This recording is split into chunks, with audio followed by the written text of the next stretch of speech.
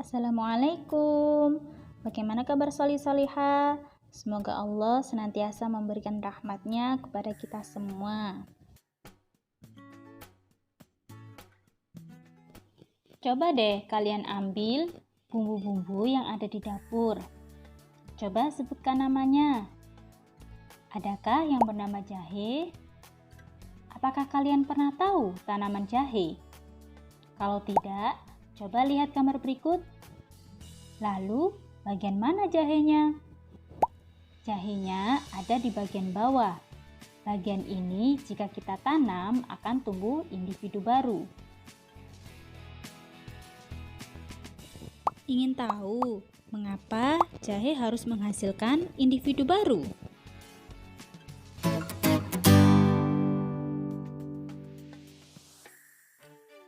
Setiap makhluk hidup melakukan reproduksi untuk melestarikan jenisnya agar tidak punah.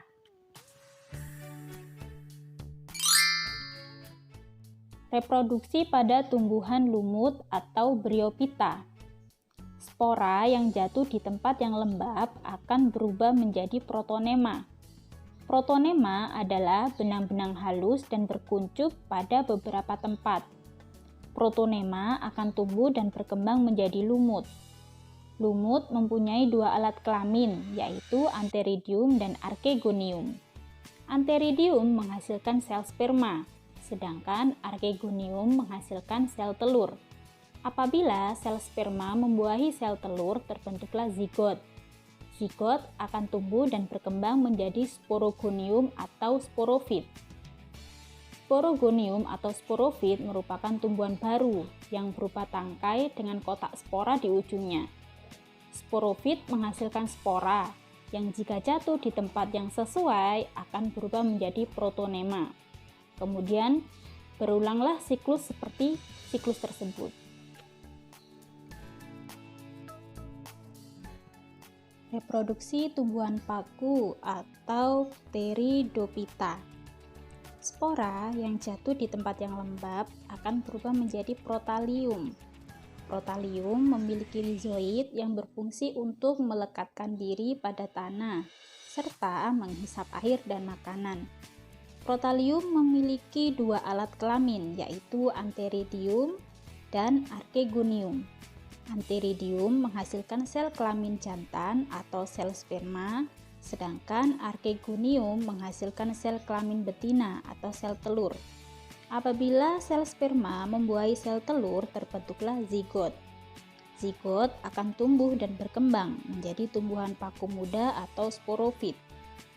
Sporofit ini memiliki akar, batang, dan daun yang kemudian akan berkembang menjadi tumbuhan paku dewasa dan menghasilkan spora.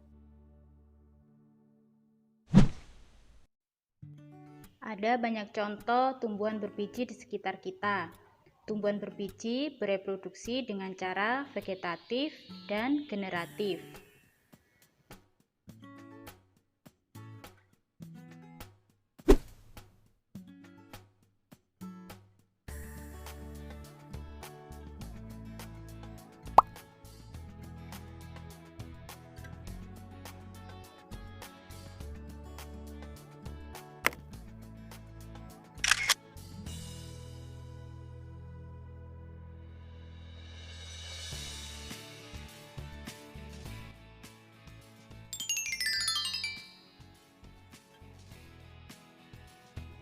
Organ yang berperan pada reproduksi secara generatif adalah bunga, yang bagian-bagiannya bisa kalian lihat pada gambar berikut. Reproduksi generatif pada tumbuhan melibatkan dua proses. Yang pertama, penyerbukan. Penyerbukan adalah peristiwa jatuhnya atau melekatnya serbuk sari di kepala putik. Yang kedua yaitu proses pembuahan. Proses pembuahan adalah proses peleburan antara sel kelamin jantan atau sperma dan sel kelamin betina atau sel telur.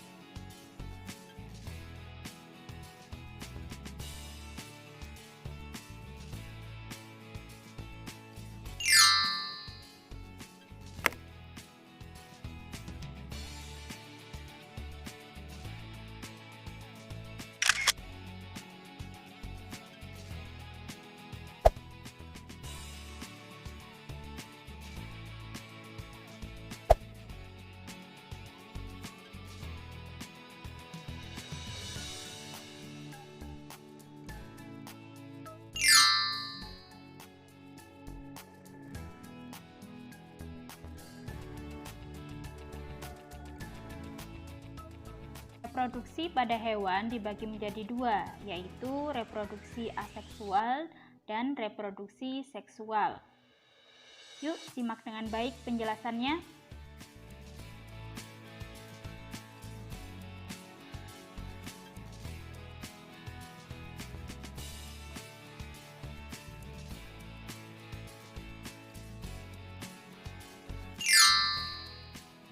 Alhamdulillah, materi tentang reproduksi hewan dan tumbuhan telah kita pelajari bersama. Semoga bermanfaat.